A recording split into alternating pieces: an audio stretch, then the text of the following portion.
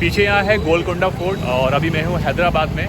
यहाँ light show होने वाला है, उसे अभी हम लोग कवर करेंगे और थोड़ा बहुत उसका ग्लिम्स आपको दिखाएंगे कि लाइट शो यहाँ होता क्या है। बेसिकली ये हिस्टोरिकल इवेंट है और वो यहाँ पे नैरेट करते हैं, तो कुछ यहाँ पे यूनिक है और ये रात को यहाँ पे होता है। तो अभी मैं वहाँ पे जा रहा हूँ और उस इवेंट को देख करके आपको भी दिखाऊँगा। Let's see.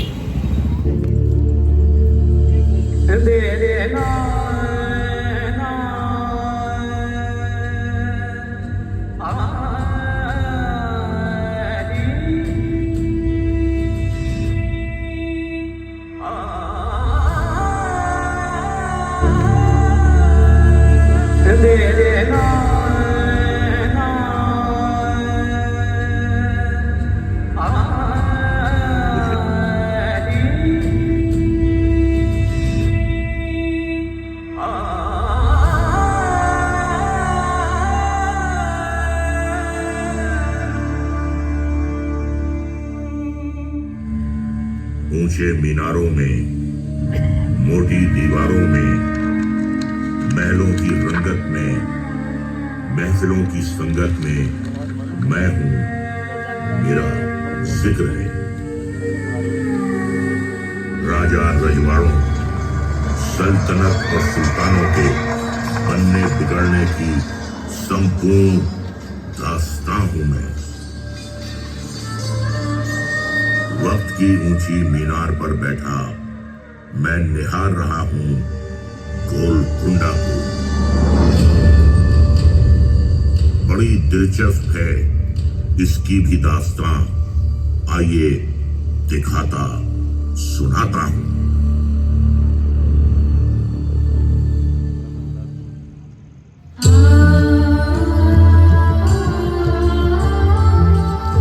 गोलकोंडा नाम दिलचस्प है और इतिहास तो और भी ज्यादा।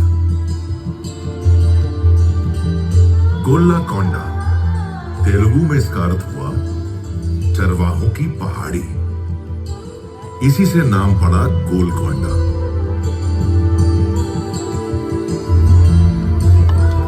पास में एक पुरानी बस्ती थी, नाम था मंगलापुरम। उसी से सटी एक विशाल पहाड़ी और उस पर बना ये किला गोलकोंडा। मध्यकाल में बना ये किला तब दक्कन के सबसे मजबूत किलों में से एक था, जिसने दक्कन की राजनीति में बेहद ही महत्वपूर्ण भूमिका निभाई।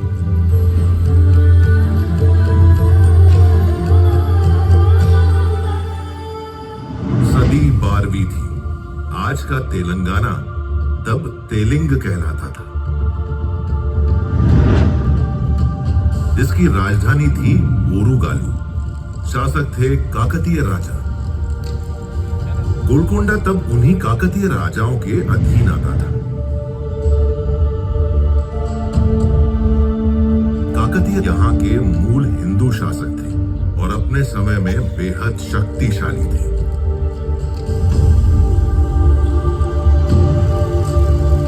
देश विदेश में फैल रही उनकी ख्याति ने विदेशी आक्रमणकारियों को इस तरफ आकर्षित करना शुरू कर दिया।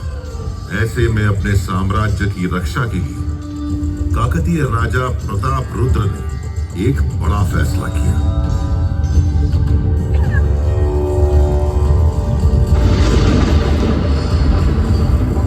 मैं काकतीय नरेश प्रताप रुद्र गोलकुंडा दुर्ग को और सुदृढ़ करने का आदेश देता हूं। ऐसा होने से ये दुर्ग देवगिरी की ओर से होने वाले आक्रमणों से निसंदेह हमारी रक्षा करेगा और शत्रु को मुंह तोड़ प्रत्युत्तर देने में हम अत्यधिक सक्षम होंगे।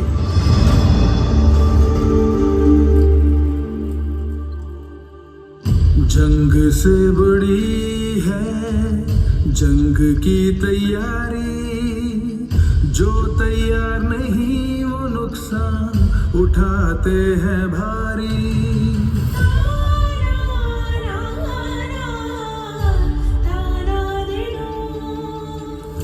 जंग से बड़ी है जंग की तैयारी, एकजुट रहेंगे तो पड़ेंगे हम भारी। दुश्मनों के आने की आहट हवा में थी, ओरिगाथू की शान पनाहों में थी। राजा ने किया एक फरमान जारी, गोलकोंडा बनेगा और दुर्गम और भारी।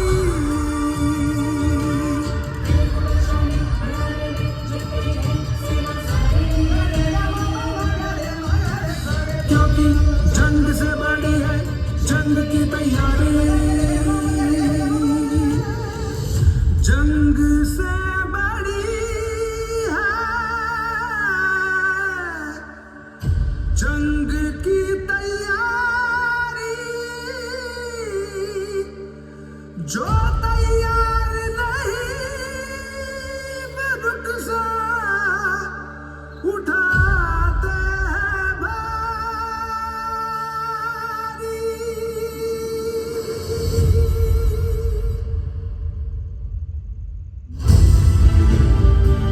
काकतीय राजाओं ने संपूर्ण पराक्रम और वीरता के साथ लड़ते हुए दशकों तक गोलकोंडा सहित वारंगल की रक्षा की।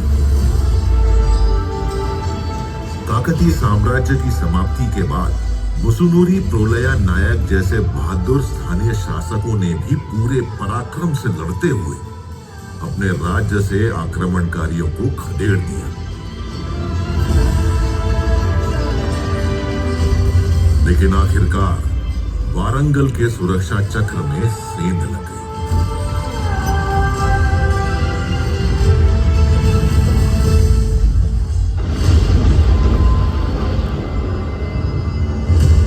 वक्त ने एक बड़ी करवट ली। दिल्ली सल्तनत के एक वजीर अलाउद्दीन हसन बहमन शाह ने दक्कन में बहमनी सल्तनत की नींव रख दी।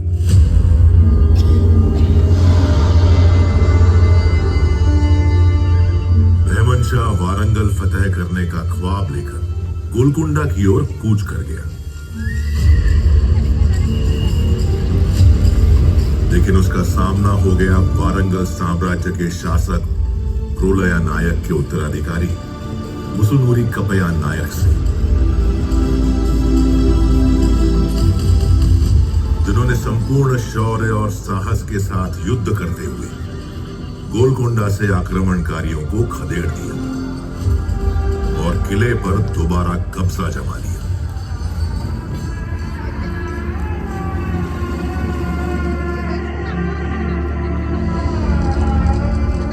सिर्फ 2 दशक ही बीते थे। रेचलरा पद्मनायक राजा अनपोटा नायक ने बहमनी सेना की मदद से मुसुनूरी कपया नायक की हत्या कर दी और उसके बाद बहमनी सुल्तान महमूद शाह ने गोलकोंडा के साथ साथ वारंगल पर भी कब्जा कर लिया और इस तरह वारंगल और गोलकोंडा पर हिंदू राजाओं के प्रभुत्व का अंत हो गया।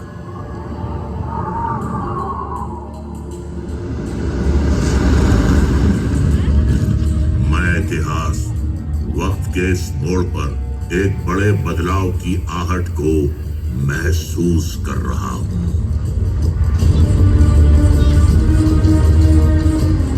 चौदहवें बहमनी सुल्तान महमूद शाह के दरबार में दूर देश पर्शिया यानी ईरान के हमदान शहर से कुली कुतुब शाह का आगमन होता है।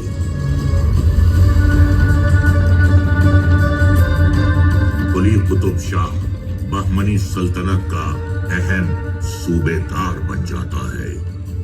काबिलियत ऐसी कि 7 साल में ही उसे वारंगल का कुतुब उल मुल्क यानी गवर्नर बना दिया जाता है।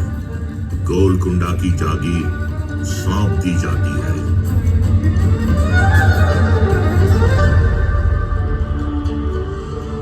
वक्त के पन्ने पर गोलकुंडा एक नया हस्ताक्षर करता है। बहमनी शासन का अंत हो जाता है। कुली कुतुब शाह खुद को गोलकोंडा का नया सुल्तान घोषित कर देता है।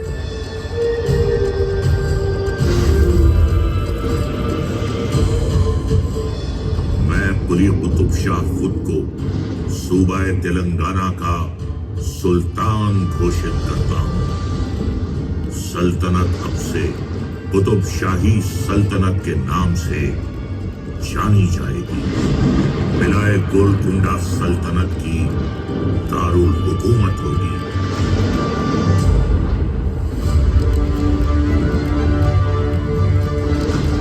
सुल्तान कुली कुतुबुल मुल्क के साथ ही तेलंगाना में कुतुब शाही सल्तनत की नींव पड़ गई।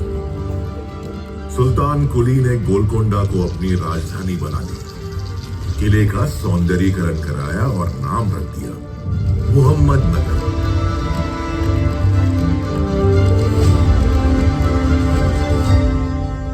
कुतुब शाही सुल्तानों ने योजनाबद्ध तरीके से किले में कई महल, बाग, मस्जिद और सार्वजनिक उपयोग की कई इमारतें बनवाई।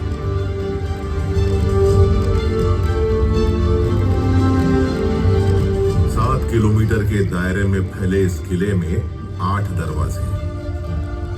प्रवेश द्वार बाला हिसार के आगे दीवाने खास और दरबार है। उसके बाद सुल्तान का निवास और रानी का महल है।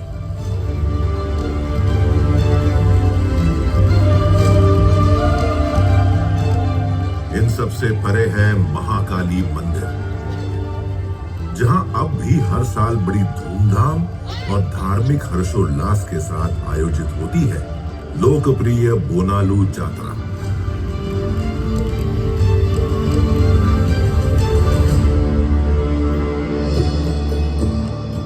सुल्तान कुली के बाद उनके तीसरे बेटे जमशेद कुली कुतुब शाह सुल्तान बन बैठे।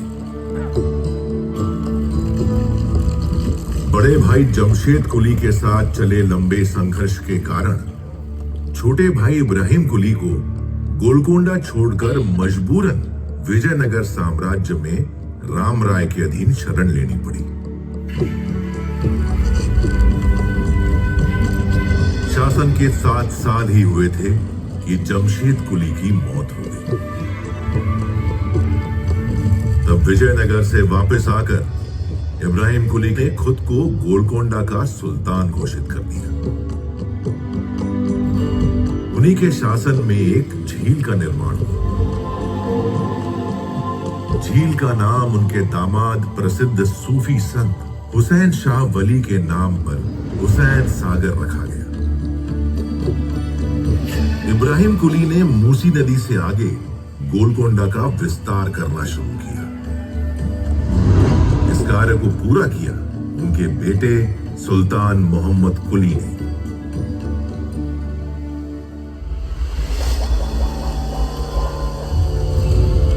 फारसी और दक्कनी साहित्य के अलावा तेलुगु भाषा से भी सुल्तान इब्राहिम का गहरा लगाव था।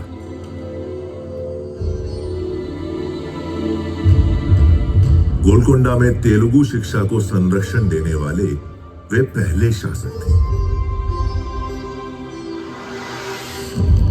तेलुगु कवि अदंकी गंगाधर कवि, कंडुकूरी रुद्र कवि और कई दूसरे तेलुगु कवि अक्सर उनके दरबार में कविताएं पढ़ा करते थे।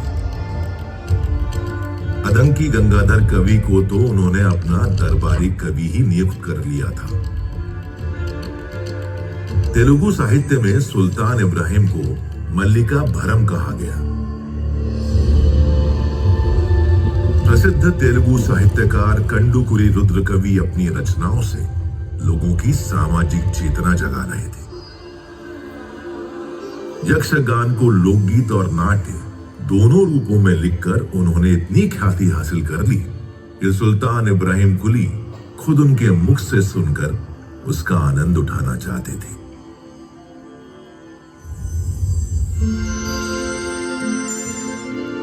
इब्राहिम कुली कुतुब शाह के पुत्र हुए मोहम्मद कुली।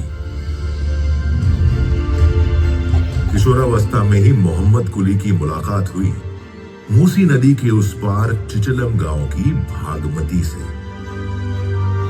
दोनों का प्रेम परवान चढ़ने लगा।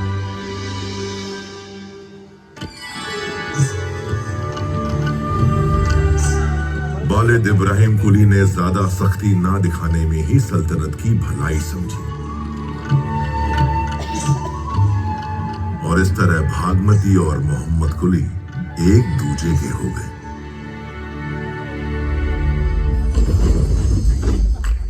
इब्राहिम कुली कुतुब शाह का इंतकाल हो गया।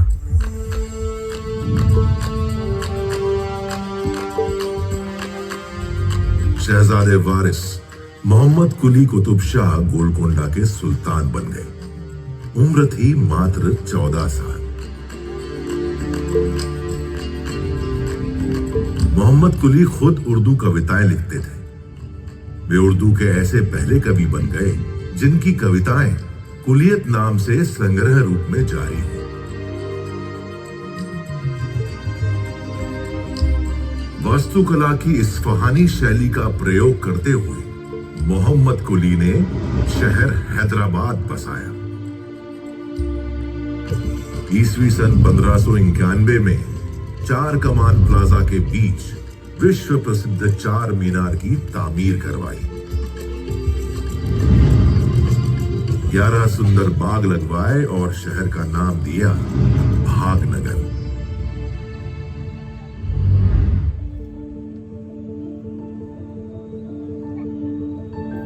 गजब की रोशनी है ये, किधर से आ रही है ये? क्या कोई नूर का पर्वत धरती पर उतर आया है?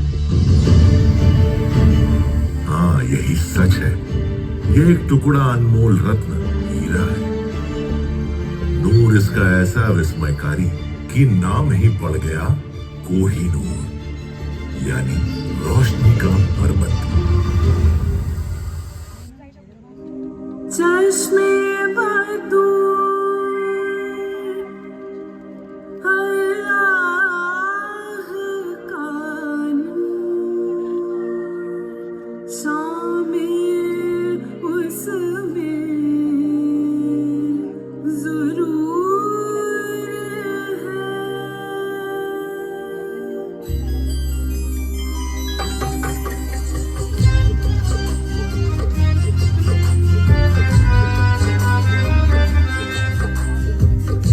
चश्मे बदूर अल्लाह का नूर, शामिल उसमें ज़रूर है। इतना नायाब जैसे हो ख्वाब मिल जाए तो सुरूर है। सबसे अलग, सबसे जुदा, उस पे तो हर दिल है सदा। दुनिया जहां जिस पे कुर्बान शाने हिंदुस्तान, कोहिनूर है।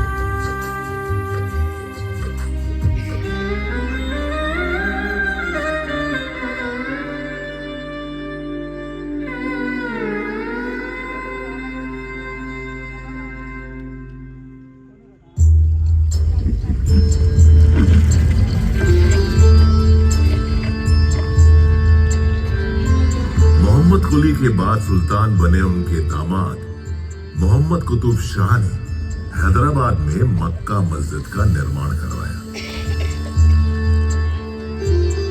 मोहम्मद कुतुब शाह और उनकी पत्नी हयात बख्शी बेगम के बेटे सुल्तान अब्दुल्ला कुतुब शाह के राज में तेलुगु राज्य का विस्तार उत्तर में गंजम से लेकर दक्षिण में चेन्नई तक हो गया।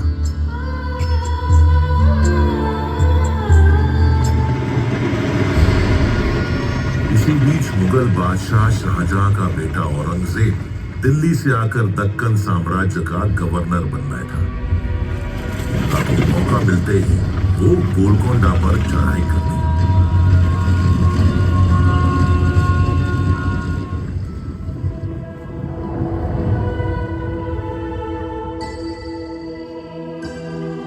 बल से हारे औरंगजेब ने छल का सहारा लिया। सुल्तान अब्दुल्ला कुतुब शाह के साथ उनके अपने ही आदमी ने विश्वासघात किया। औरंगजेब ने सुल्तान को बंदी बनाकर उन्हें उनके ही किले में ही कैद कर दिया।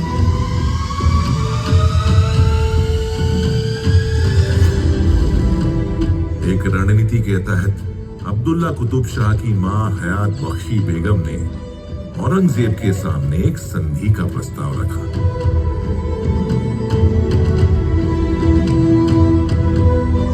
अपनी रिहाई और गोलकोंडा पर राज करने की एवज में अब्दुल्ला कुतुब शाह ने औरंगजेब के बेटे मोहम्मद सुल्तान को रामगीर की जागीर दे दी और उसे अपना दामाद भी कबूल कर लिया।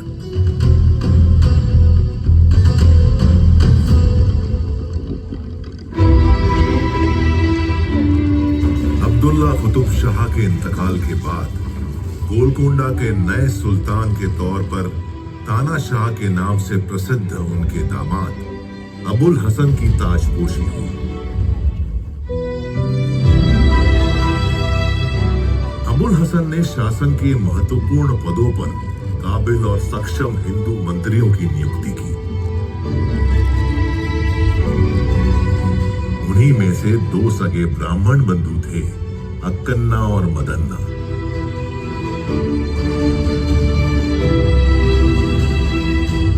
अबुल हसन के राज में मराठा अधिपति छत्रपति शिवाजी महाराज ने 2 बार गोलकोंडा का दौरा किया।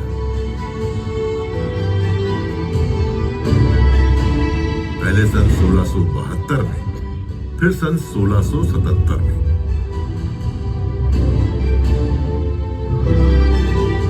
औरंगजेब की बदनीयती को भांपते हुए छत्रपति शिवाजी महाराज ने औरंगजेब के खिलाफ लड़ने में अबुल हसन की भरपूर मदद की।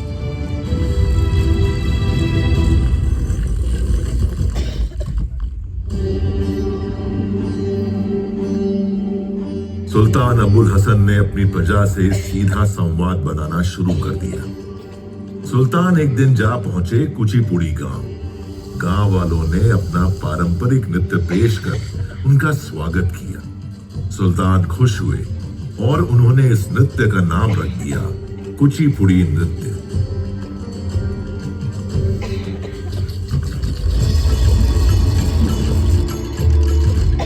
मदन्ना के भतीजे कनचरला गोपन्ना को भद्राचलम का तहसीलदार नियुक्त किया गया। भगवान श्री राम के अनन्य भक्त कनचरला गोपन्ना ने भद्राचलम में रामचंद्र मंदिर के जीर्णोद्धार में राजकीय खजाने की कुछ रकम खर्च कर दी। इस बात से खफा अबुल हसन तानाशाह ने उन्हें गोलकोंडा किले में कैद कर दिया। कहते हैं तब स्वयं भगवान श्री राम सुल्तान अबुल हसन के सपने में प्रकट हुए और उन्होंने चोरी की रकम के बराबर स्वर्ण मुद्राएं सुल्तान को देकर अपने भक्त कनचरला गोपन्ना को रिहा करा लिया।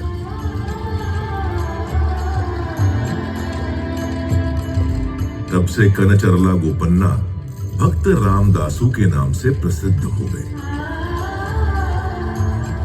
राम भक्ति की ये अद्वितीय कथा आज भी यहाँ जनमानस में बसी हुई है। रामदासू कीर्तन के नाम से प्रसिद्ध उनके भक्ति गीत कर्नाटक संगीत का महत्वपूर्ण हिस्सा बन गए।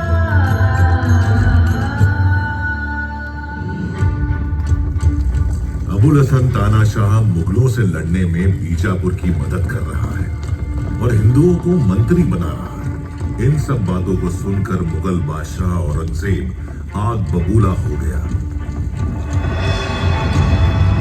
उसने अपने बेटे के नेतृत्व में मुगल सेना को गोलकोंडा रवाना कर दिया। 8 महीने के संघर्ष के बाद वो धोखे से किले में घुसने में कामयाब हो गया। गोलकोंडा का खजाना लूट लिया गया। हिंदू मंत्रियों मदन्ना और अक्कन्ना का सिर कलम कर दिया गया। इतना ही, अबुल हसन तानाशाह को दौलताबाद किले के काला महल में कैद कर दिया गया। जेल में ही उनकी मौत हो गई और इसी के साथ कुतुब शाही वंश का अंत हो गया। औरंगजेब ने असफ जाही को गोलकोंडा का सूबेदार बना दिया, जिसने आगे चलकर निजाम उल मुल्क के नाम से हैदराबाद में अपनी स्वतंत्र हुकूमत चलाई। कभी गर्व, गौरव और शानो शौकत की प्रतीक रही गोलकोंडा की दीवारें, मीनारें और इमारतें सदियों तक मुगल हुक्मरानों के दिए घावों को सहलाती रहीं, सिसकती रहीं। पर सच ये भी है कि वक्त बड़े से बड़े घावों को भर देता है। राजशाही का समय बीता, सदियां बीती, भारत आजाद हुआ। सितंबर 1948 में हैदराबाद और गोलकोंडा भी असफ जाही शासन से मुक्त हो गए। स्वतंत्र भारत की गणतांत्रिक शासन व्यवस्था ने एक बार फिर मौका दिया गोलकोंडा को मुस्कुराने का।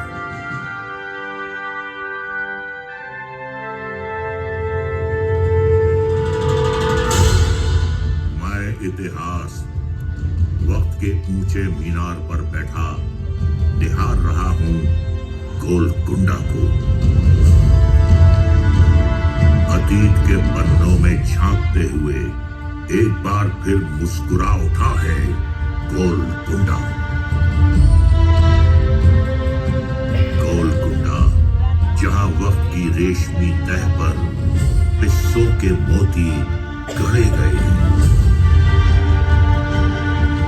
गोलकोंडा, जिसे इंतजार है सूरज की पहली चमकती किरणों का,